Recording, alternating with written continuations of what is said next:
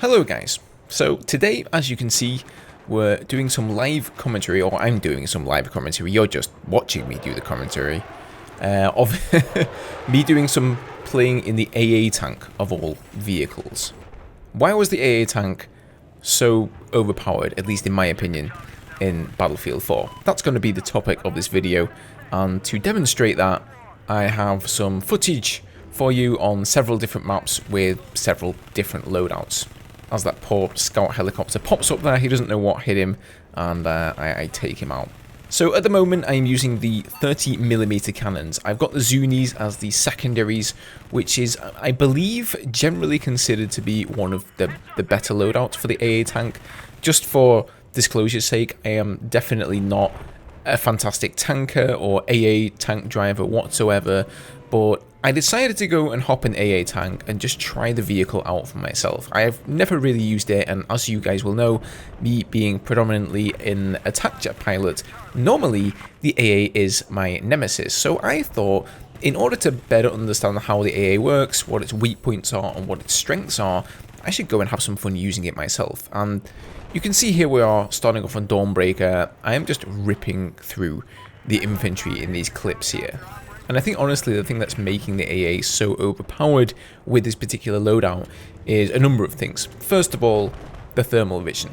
I really hope for Battlefield 6 they make some changes to thermal vision. The thermal vision does have a limited range, so once targets get a certain distance from you, you actually can't really see them in thermal vision, and in that case there's no point in really using it. But I think, you know, in this situation you can see that it's just so easy to see the infantry. It doesn't matter if they're spotted or they're not spotted. There is no escape. So you can be an infantry player not knowing that that vehicular player has thermal vision, thinking you're safe, or you can just pop your head out from behind some cover or a barricade and you can just get taken out so quickly. And the second thing I think that makes this loadout so good is just the 30mm cannons do insane damage to infantry, and they are laser accurate. Most of these guys I'm taking out here are not at great distances, for sure, but you can see some of the people on, as I go over here now to the middle C flag, and the guys that are on the other side over there, for example, I can just burst fire, tap fire a little bit. In fact, there I'm barely tap firing, and I mean, they just fall down like a sack of spuds. It really is crazy, and I can't help but compare this amount of firepower to that of an LAV or a main battle tank. You know, in a main battle tank, for example, you do get the secondary, the heavy gun, the HMG, but that thing is wildly inaccurate at those sorts of ranges. You have to tap fire it like crazy to try to make it work, and in the LAV, you have to lead your shots. You know, you've got to account for gravity. If you want to kill infantry with tank shells, again, you have to account for gravity depending on how far the target is. But with the AA tank, it is literally just point and shoot. You can even aim for headshots, and it's just too easy. You know, me as a complete, let's not say I'm a complete amateur, but I really have very little experience using the AA tank, and I straight off the bat here I'm doing pretty much fine. Now moving on to this gold mode footage here, I've switched loadouts. I'm now using the 20mm instead of the 30mm to properly try and fulfill the correct role of the AA tank here. Although you'll notice that they have absolutely no problem shredding through infantry, just the same as the 30mm cannons did.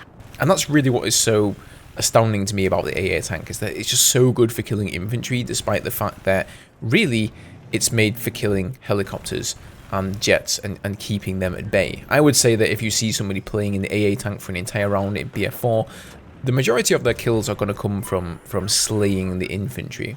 Although, you know, here I think most of the skill in the tank does come from having the right positioning. So, for example, those of you who play a lot on gold mode, you'll know that the AA tank likes to sit in those certain positions. I think on the Chinese spawn that, you know, I'm playing on the side of at the moment, there is a certain set of rocks that they really like to sit behind that protects them from the JDAMs of the attack jet. And adversely, on the other side, the Russians in this case, there's a pylon that they like to sit behind, and once again that protects them from the JDAMs. You'll notice that I'm not doing any of that because I'm a noob and I don't really know what I'm doing in the AA tank, so I'm just kind of driving it around as if it were a normal battle tank, and despite that I still seem to do pretty well.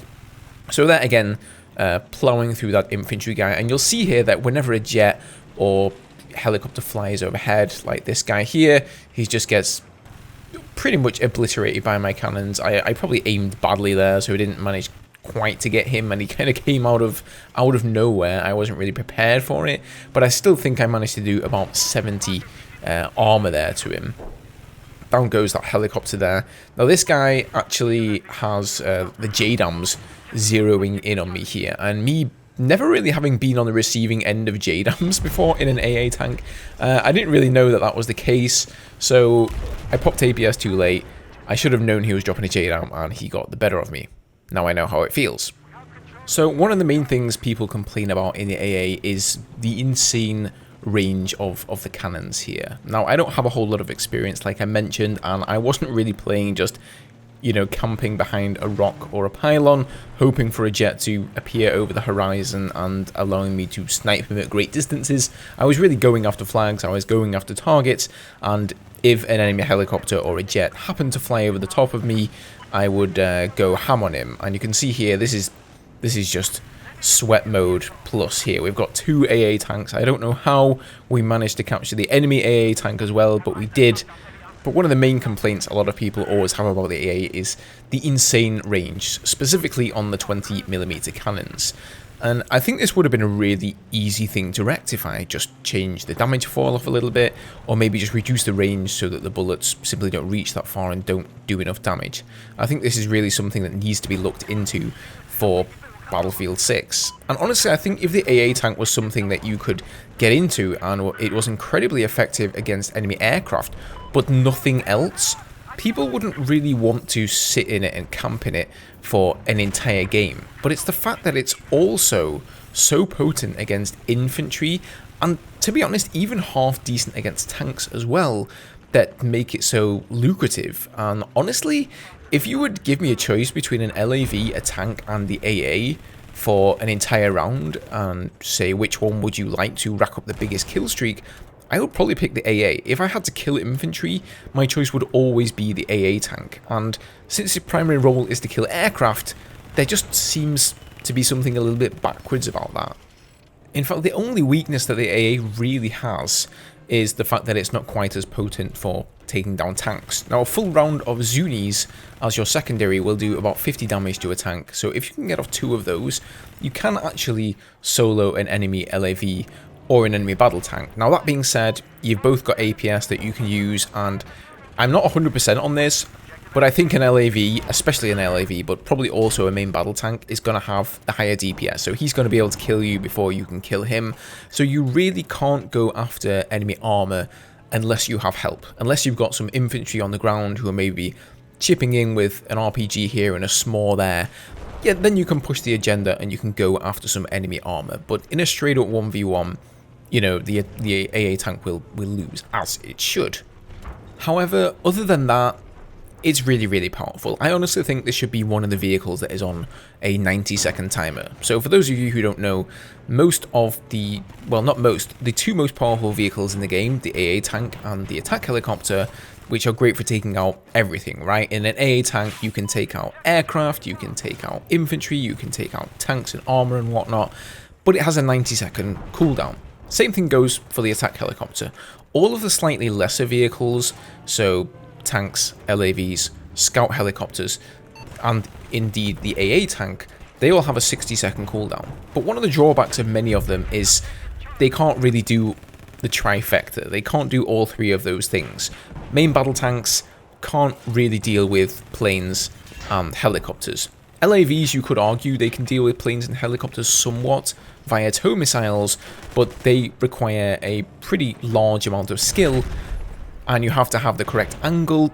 They're not really made for it. Scout helicopters, they can't really do much against enemy vehicles except the guided missile. The stealth jets, again, they can't really do much against enemy armor except with laser guided missiles, which do a pretty pitiful amount of damage. I feel that the AA's ability to take out enemy armor is far better than your ability in a scout helicopter, let's say, to take out enemy armor. And by the way, guys, as I'm commenting on these things, feel free to leave your own thoughts down below. I know people throw the AA a lot of hate, but it might be interesting to hear from somebody who uses the AA tank a lot, because I'm just interested to know, you know, what kind of kill streaks people can rack up in this thing. If I'm, like, I can tell you here, I haven't really been showing the scoreboards after these games, but most of them, it was something like a 40-2 or 40-3, you know, a decent amount of kills, barely any deaths. That's as a fairly inexperienced noob like myself. So it'd be interesting to know what sort of records you guys have in the AA tank. Of course, another great thing about the AA tank is that you can be an engineer and you can just jump out and repair. It also has APS, which is the best countermeasure in the entire game. And if you don't think that's correct, just try using ECM for a few rounds and see how many times it fails you. You know, I think the way DICE originally designed the AA is you could have an anti-air loadout with passive radar or active radar missiles or heat seekers, and then the 20mm cannon.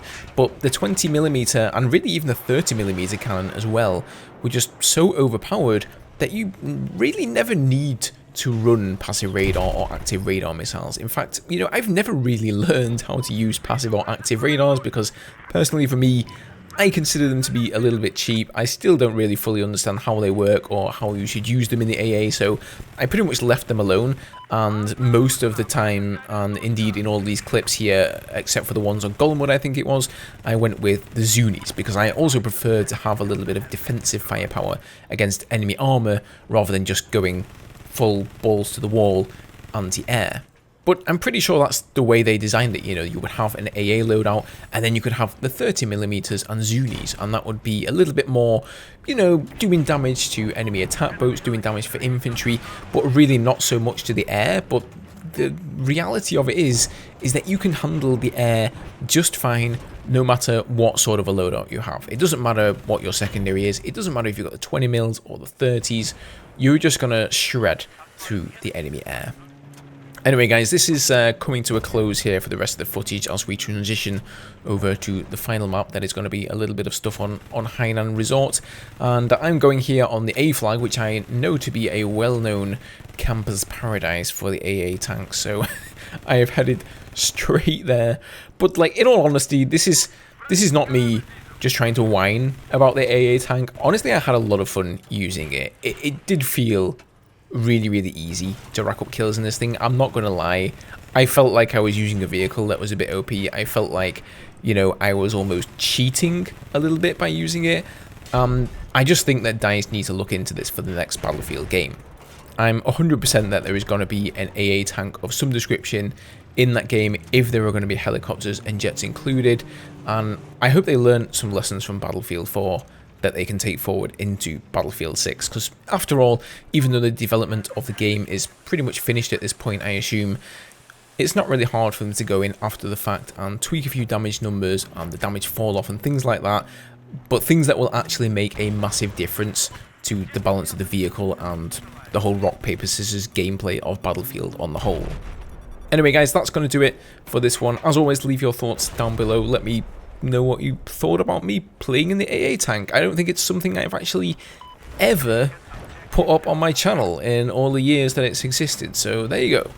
That's a first. Anyway, I hope you guys enjoyed this gameplay and my live commentary over the top here. Let me know if that's something you guys want to see more of down below. I have been uploading a fair amount of gameplay from my Twitch streams, but of course those are grabbed, you know, live from the Twitch recording. So if you guys prefer more of this sort of stuff where I just have the raw gameplay and then commentate over the top of it, I can also do that for things like in the attack jets. Alternatively, if you guys would like to see me play live, feel free to come along to the stream at twitch.tv/ghostgaminggg. I stream 2 to 3 times a week on average. All of these schedules are in the Discord. If you want to know more about that, by all means, feel free to come and drop by. Hope to see some of you guys there. Thank you for watching the video, and I'll see you guys next time. Cheers.